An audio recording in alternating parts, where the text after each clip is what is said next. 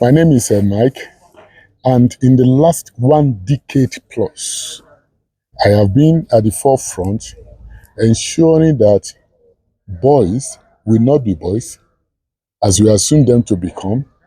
Boys will become men that will become proud of when they grow up if we bring interventions that can raise the boy child to become the man we can be proud of. And it's not just about the boy child, generic, it's about your son. Today, I have crisscrossed countries sharing this message that the major 12 problems, the 12 major problems confronting the boy child has a solution.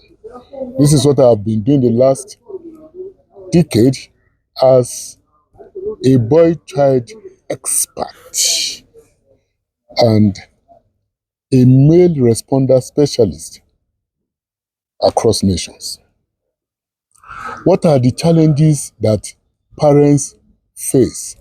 The school system has, even in the church, in the Sunday schools. How about governments? What are the challenges of our boys in the community?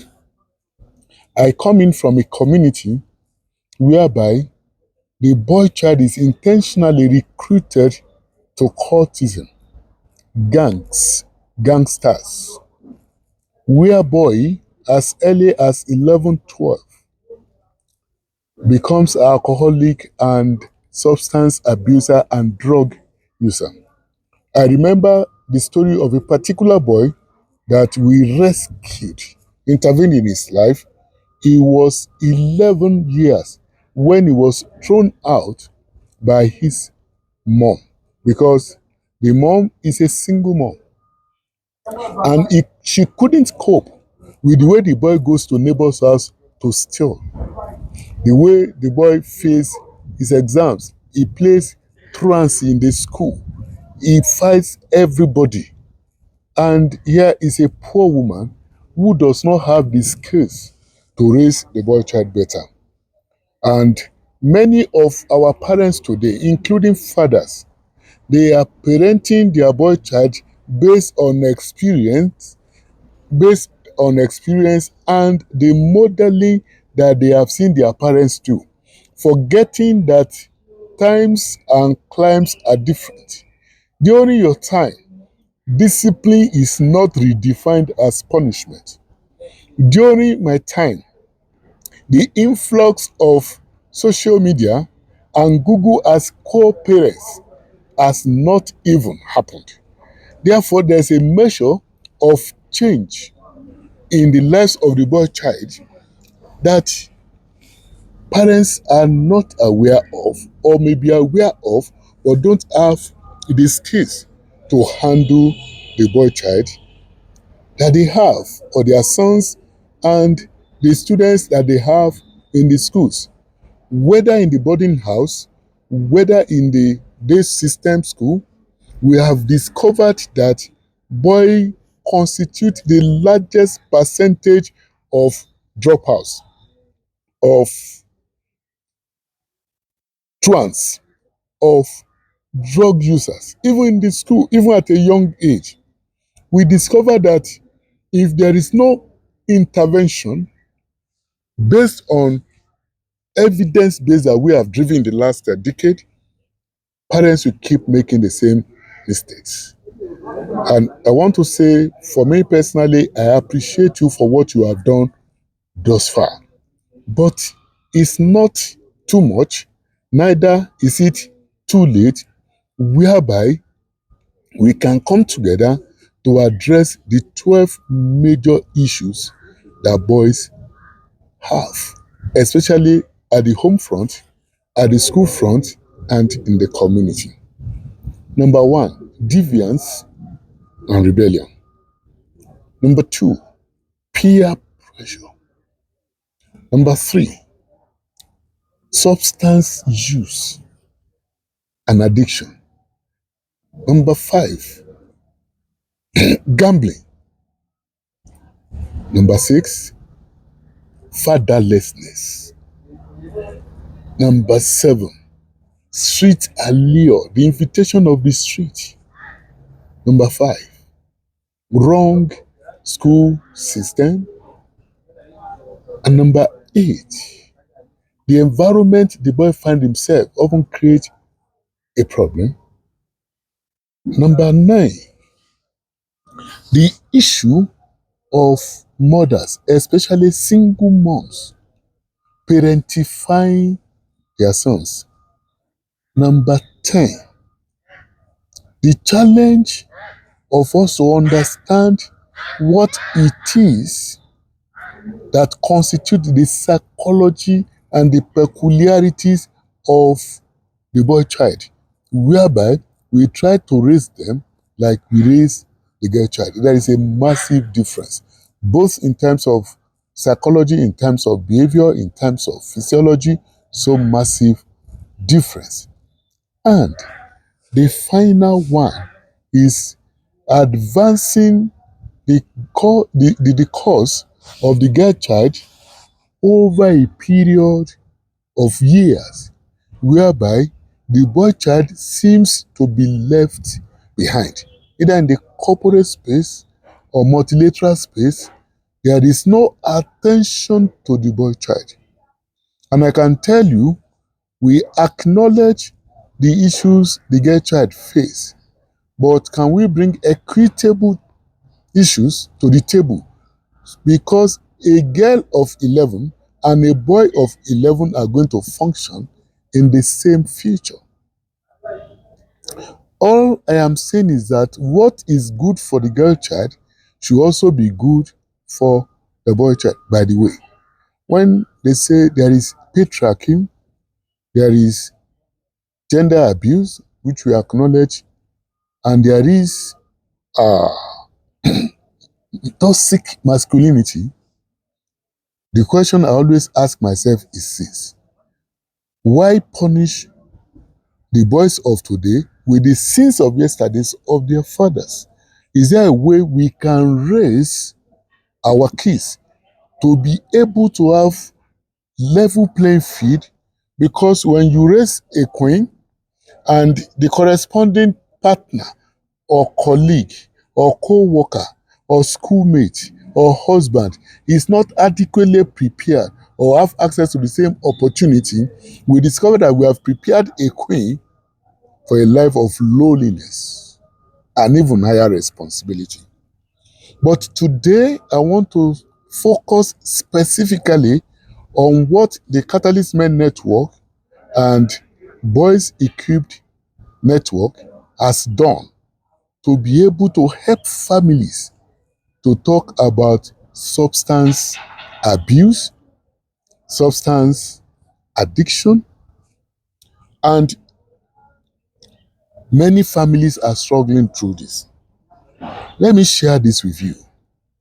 I have seen homes where money is not lacking, but attention is missing.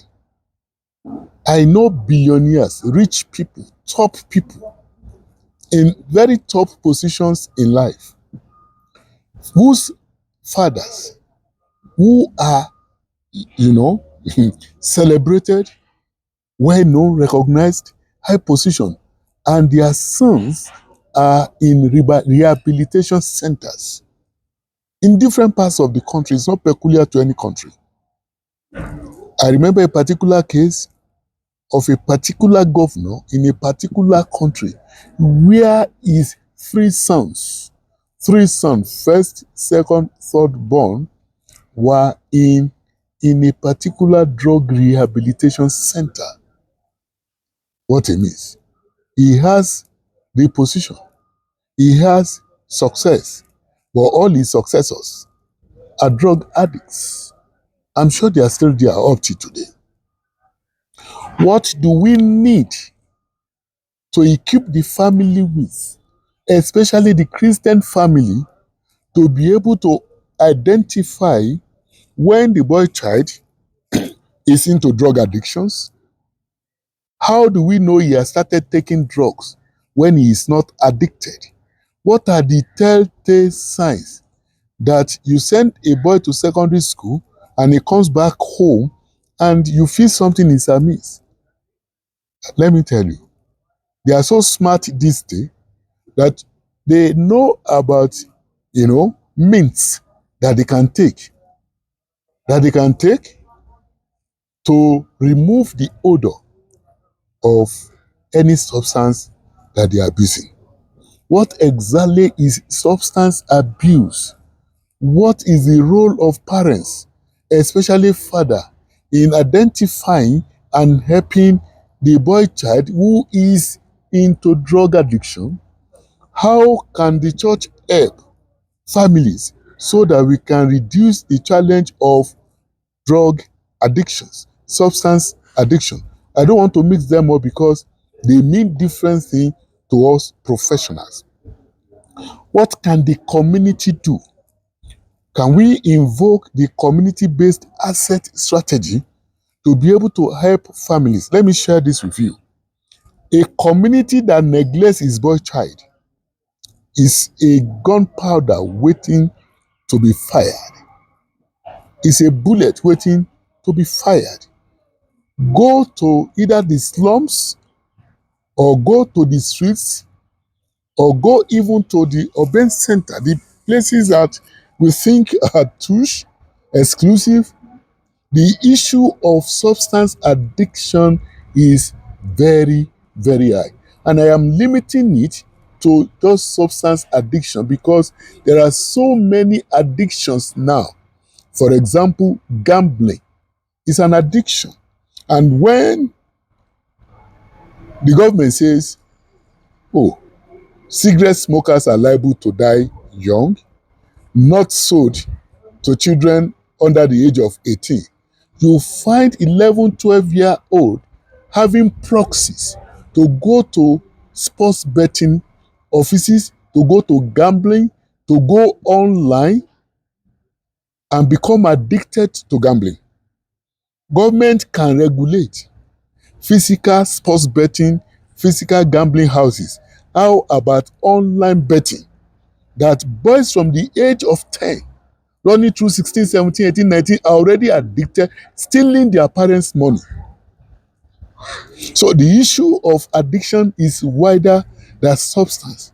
How about sex addiction? How do you as a parent know that your child has his first sexual experience? There was a particular case that we had where siblings, the boy and the sister, under the roof of their fathers, impregnated the sister. Sex addiction, pornography, those are not substance, those are behavioral addictions. How does a boy start the journey to the addictions? How can families identify these issues of addictions, and what can we do collectively, either as a school, either as a church, either as a community, either as a NGO, welfare, government, rehabilitation centers, to reduce the incidence of substance addiction? I know substance addiction cannot be stopped. I'm not pessimistic. Honestly, I am not. Because when you dig deeper to the issues of drug addictions, you'll be surprised that big pharma, like they call them, they intentionally bring in drugs, substances. There was a story online whereby a particular company in India was manufacturing tramadol at a high rate, at a cheaper rate for Nigeria. When BBC investigated, they saw that there is a massive cartel that ensures that imported banned substances or substances under prescriptions escape the scrutiny of customs. Most of the time, the governments are trying their best, but the big farmers have cartels have gangs, have people who knew what to do to ensure that drugs get into the hands of the boy child, even at a cheaper rate. What is a family? It may look trite, but I want to give you a new definition of a family today. One of the major common definition of the family is the bloodline. The father, the mother, the siblings, all of us together as a family, nuclear family. But the family actually is the person who cares for the boy child. Is the system that cares for the boy child. In my over 10 years working with street boys in Lagos, I'll tell you something. The boys using substances find a community, they find a family, they find acceptance, they find commonality. You keep wondering, how can a child from a pastor's home, how can a child from a billionaire's home, how can a boy from a home that produces good children, 4 or 5 of them, and 1 or 2 is addicted? It's not just about peer pressure, it's about understanding the family system that accepts the boy child in alternative to the biological and sociological family that the boy child was born. Majority of the times, we give birth to the boy child. We born the boy child, but they are not raised properly. So when they go on the street, beyond their deviance, beyond their rebellion, beyond whatever they do, they find acceptance and a family system. You want to ask yourself, why would a child who had access to a comfy, fluffy, beautiful bed, air conditioned room, run out of the house? As a faith-based counselor and boy child expert practitioner, I've also almost come to the conclusions that some of the problems of the boy child and which the family faces sometimes is spiritual. It is demonic. But we can tackle it together. There is a solution. So a family is a unit of a community that gives acceptance to the boy child. What is substance abuse? Substance abuse is the use of either prescriptive or non-prescriptive drugs or medications by the boy child to be able to achieve a desire to feel high, to feel good, to feel acceptable. Substance, let us break it down. There is behavioral addiction, which is more like pornography, social media addictions. Those are behavioral addictions.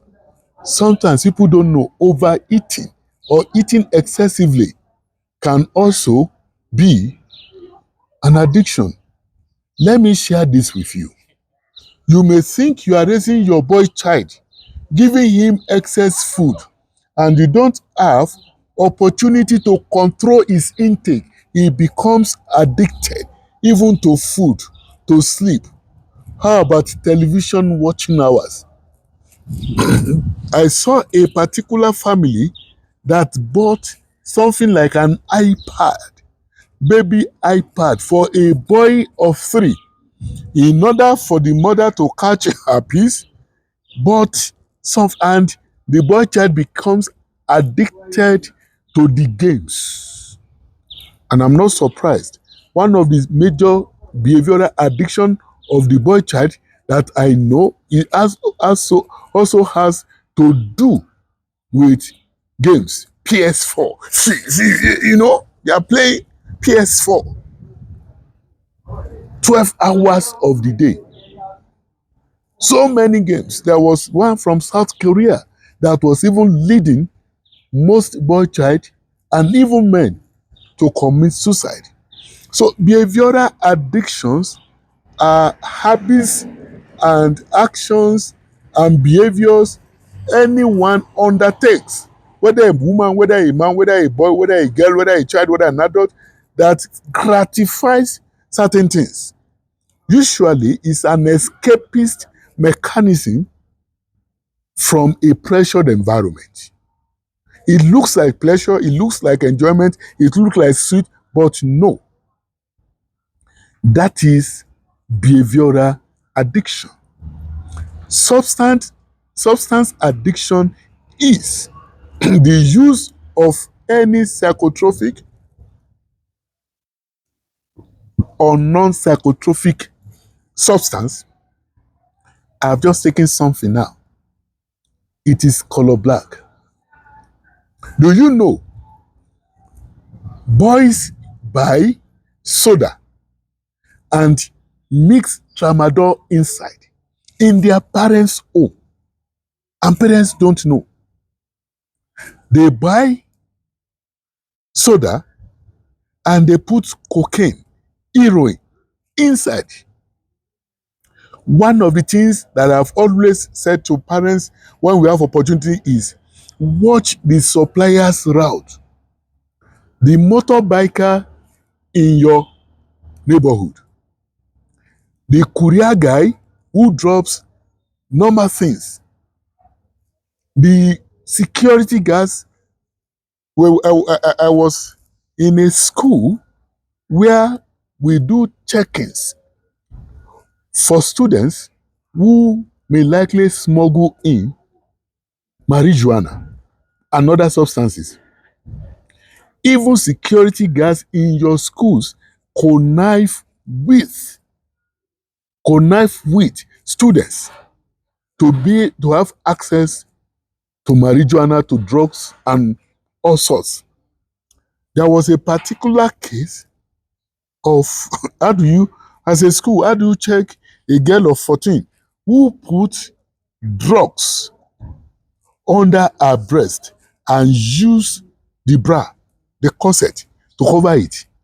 Or how do you check a child, 12, 14-year-old girl, who puts substance for the boyfriend inside her pants, private part? But the greatest that we have seen in access to substance is connivance of adults. Sometimes also access to money. Most of the drugs, most of the substances don't come cheap. Hear me, they don't come cheap at all. And children will rather, when they have access to money or have access to what they need to do, it does not, they use the money to go and access substance, to go and buy drugs. How do you monitor the money that goes through your child? I have seen situations whereby a child of 14 stole the trinkets of the mom and stole the Rolex of the father and sold at peanuts to be able to have access to drugs. It's not that the parents were careless, it's that the boy watches them. He was watching them. Their vulnerable moments, maybe they're in the sitting room, he sneaks to their wardrobe to go and steal dollars, to go and steal money, steal trinkets. And the funny thing, the parents didn't even know. In the school system, I have seen children bring in their shirts, sneakers, dresses, and they sold to security guards, to people, to be able to have access to drugs.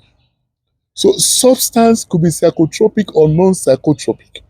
And when we are dealing with the solutions and we are helping the family, there are three general approaches to it. There is the clinical aspect to reducing the use of substance in the community. Some of these people are trained clinicians, therapists. Usually we have mental and psychiatric hospitals, where these people, based on their academic experience, can help the boy child or anyone that is abusing substance. There is also the counselors who helps in the school system to be able to counsel professionally, either the parents, the school system, the principal, whatever, to be able to reduce the incidence of drug and substance use within the school system. I came in from a third perspective. I came in from the community-based asset therapist. How do I mean?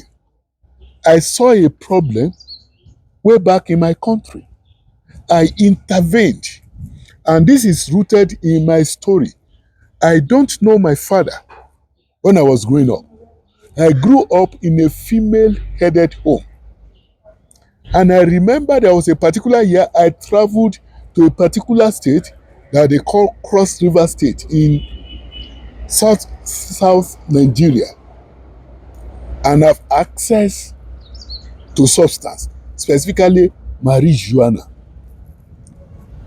The issue for me is, why is it that I didn't succumb to the temptations of marijuana? In our federal capital, I have access to a group of friends who sometimes take substances, and we're together in a group, everybody is laughing, everybody is, and they say, no, Dayo, Mike, try this thing. It's okay. It is okay, makes you better, makes you feel good. What makes me to resist even the pressure as an adult? Because let me tell you, parents, let me tell you, school system, let me tell you, government, let me tell you, community, there is constant pressure on the life of the boy child to succumb to substance use. There is. Permit me to share with you from the scriptures. Psalm 62 verses 1 to 3 says, why do you continually plot a program to bring a man down? There is a programming, there is a plotting that targets the young boys. I give you one example: condom and cigarettes. Most countries share condoms free of charge, but most of the condoms that are shared free of charge came through sexual and health education in the guise to reduce HIV and AIDS and all sorts of venereal and sexual transmitted diseases, STDs.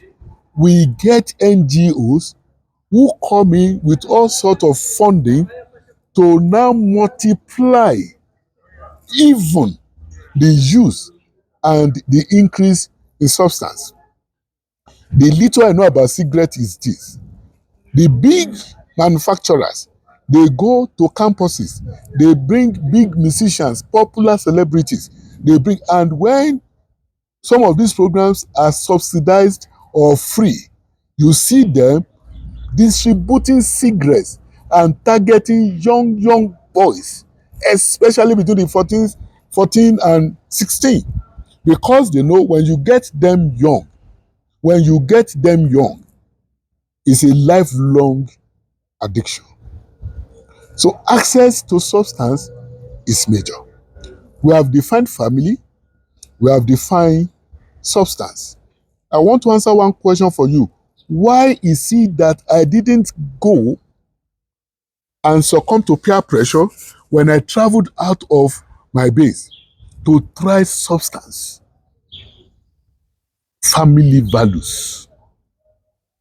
Family values. Family values play a critical role. It does not matter whether yours is a Christian family or is a Muslim family or none of the religion. What are the values? What are the values that we can say about your family? Are you the type of family that pays school fees, provide food, provide accommodation, look at the academic performances, and then the life of your children are not driven by specific values? For me, what are my values that I passed to my children? By the way, I have two grown-up sons. Two grown-up sons. And I will say, to God's glory, to the values that was instilled in them, none of them tried drugs. None of them tried substance. None of them ever. There was a particular incident in one of their schools when they were younger, in their secondary school.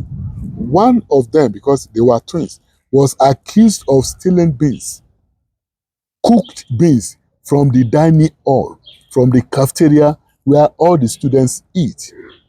And then during the open day or visiting day or the PTA day, I went visiting to that school somewhere in the southwest of Nigeria, and the overall housemaster called me, said, "We caught your son and some other boys stealing cooked beans from the food cooler in the dining hall.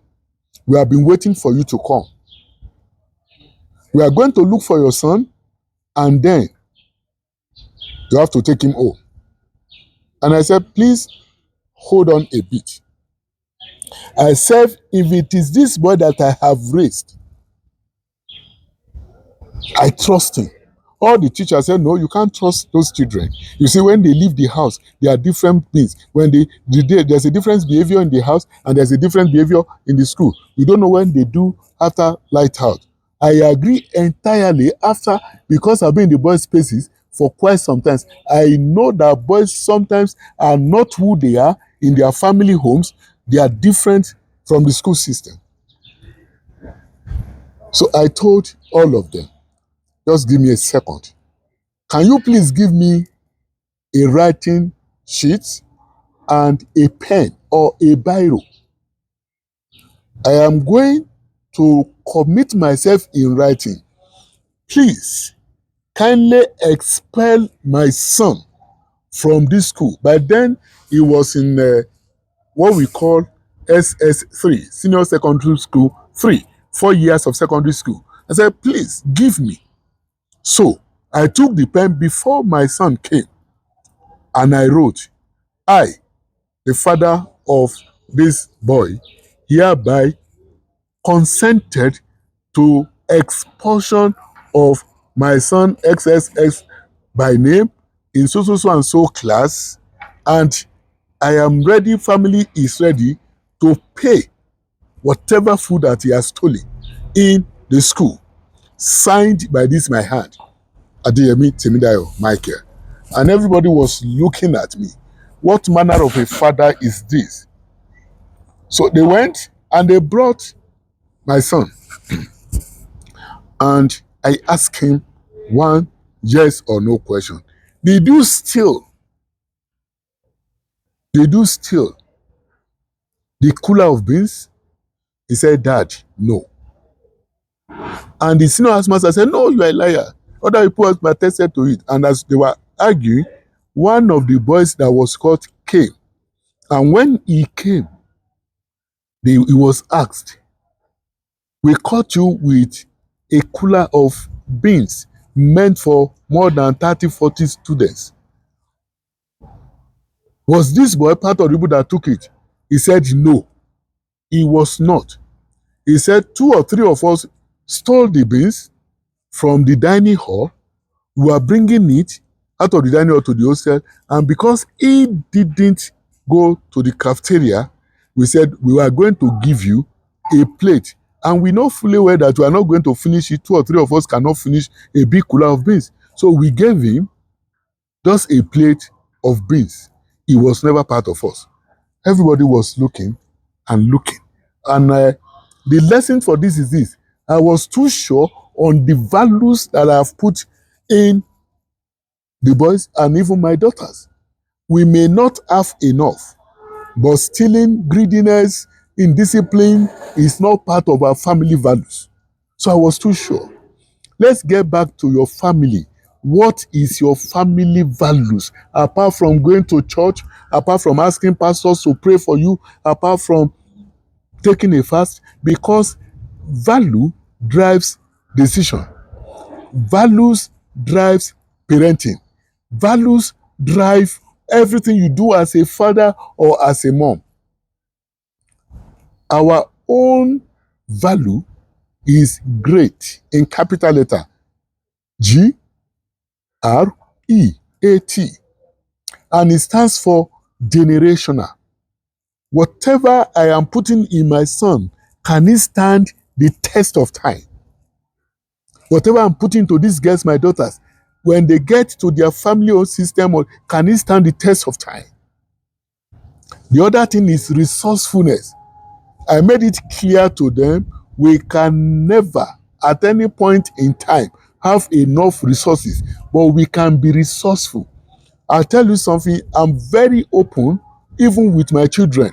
I'll let them know I don't have money. I don't have the things you are asking for. All of them, when they were growing up, they have access to my email.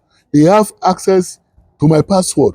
There is nothing. If I bring in cash to the house, I give to them, keep this cash, count it, put it somewhere, and it doesn't go missing. Being resourceful. Our E stands for exemplary. Wherever you go, remember the son of whom you are. Be an example. Don't join the crowd. Avoid peer pressure. And when there is peer pressure, please let us know. And that takes us to the next one. A, accountability. We are accountable to you as a parents. We are not perfect. Please don't give the impression to your children that your marriage is perfect, your home is perfect, your work is perfect, especially when your sons become like the age of 10 or 12 or 13 or 14. Start to open up to them with wisdom. Life is never linear. Even for you as a father, open up to them the struggles you face to make provisions available for them. Accountability is a key value every family must uphold with both hands. Grip it with both hands. And for T, our T stands for teachability. A father who cannot be taught, a mother who cannot be taught. And it starts from the home. It starts from communication.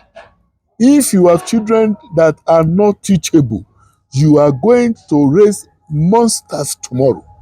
So when they say boys will be boys, I will always tell them, boys will be boys when boys are not properly trained. And that takes us to the good book. He said, train up a child.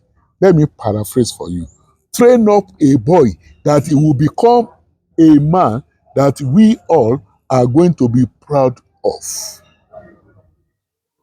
So the value in the house matters.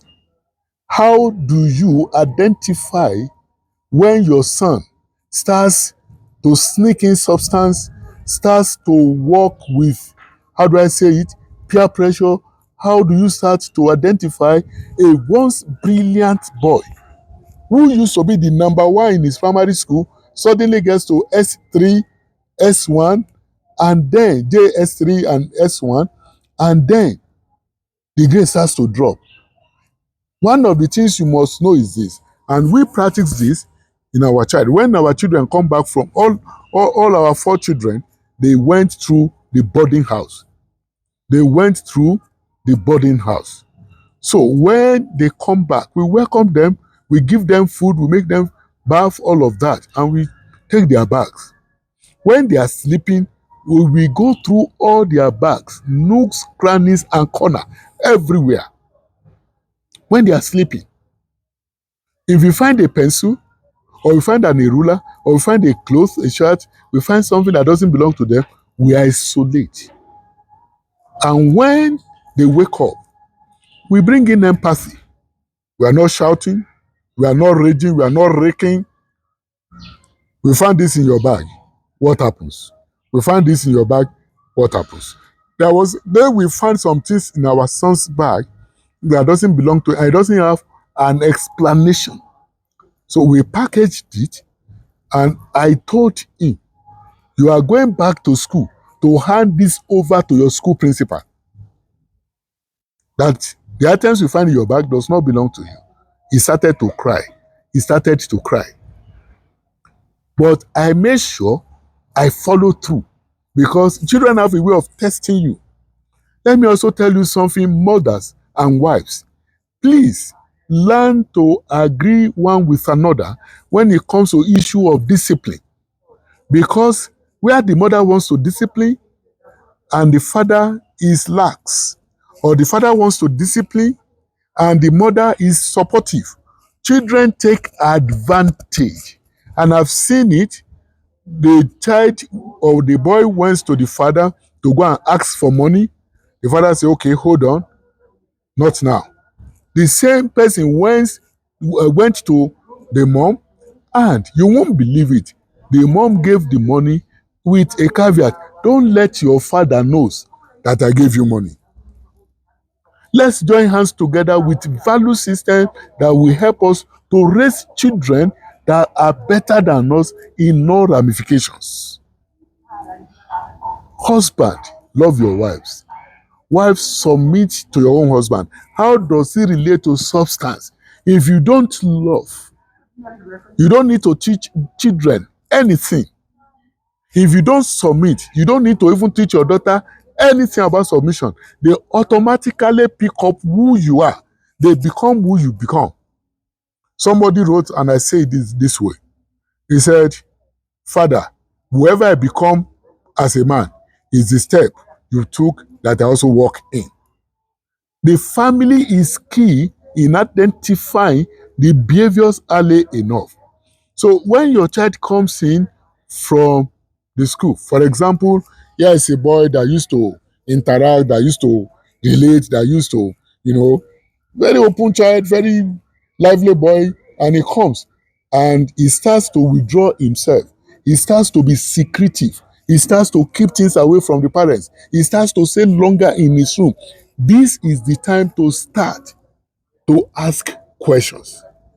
What is the behavioral pattern I am observing? What are the changes in his behavior that I am looking at? One of those telltale signs is you have a boy who used to be very neat before. All his clothes are now smelling. All. He becomes unkempt. All the books are torn. Please, when you have a lively boy, always go behind to find out what causes the behavioral change of pattern. But that is for the boy who is an extrovert, who is lively, who is communicating, who is open. How about boys who are naturally quiet? Because substance misuse or abuse has nothing to do with personality.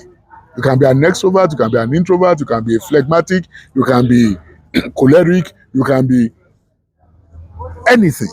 Yet, many are into substance abuse. When you have a child who is unusually quiet, but in addition to his quietness, he is now withdrawn, something is wrong. If you have a child who keeps his stuff from you, let me share something with you also that we did as a family. Number one, no single child of us had access to telephone. We did it as a matter of family policy. We sat everybody down. We used to have a family forum once every month. And as the leader of the family, as the head of the family, I explained to them, no one is going to have a smartphone until you finish SS3. And hear me, there is also a caveat. You are going to have a smartphone